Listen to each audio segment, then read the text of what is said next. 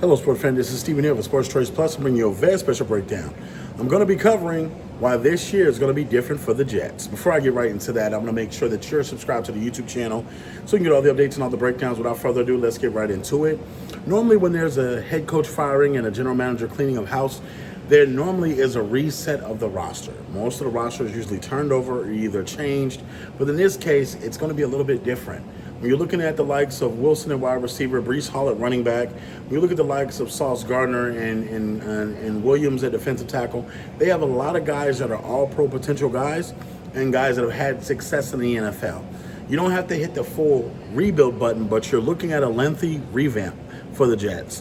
When you're looking at the one piece that's looking to be very different on the puzzle this year, it's going to be one running back, Breece Hall. In 2025, he has a lot of goals. He talked about that publicly, and he wants to let the Jets know that he's still that guy, and he's still one of the best in the league. When you think about the last couple of years, he's had multiple starting quarterbacks. He has suffered from injuries, and there's been inconsistency on the offensive side. The defense has led the Jets for the most part, and they've been more successful on the defensive side than they have offensively. There's been times where they got all-pro players defensively, and offensively, they're just not good at all.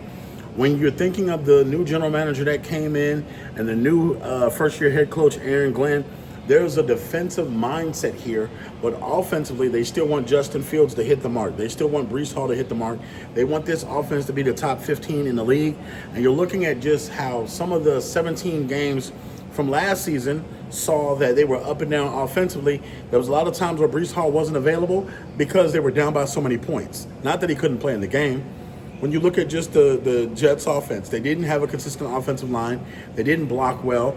They didn't do a lot of things properly. So with that being said, I look at this as a redemption. I think the Jets are going to be better. I think playmaking-wise, I think they're going to come out and they're going to show you a lot more. The RPO is going to possibly help Breece Hall more, and that's going to put him in a position to get his first 1,000-yard season with the Jets.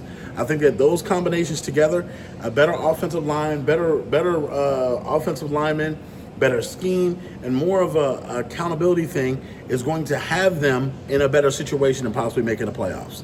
So just proving he's the guy is one thing, but also proving that he belongs and they have great chemistry. I think you're going to see that coming up when they report to training camp and they start pulling out the pads, pulling out the real pads and not just the shells. So I think the Jets have a lot to play for. I think they have a lot to show and showcase.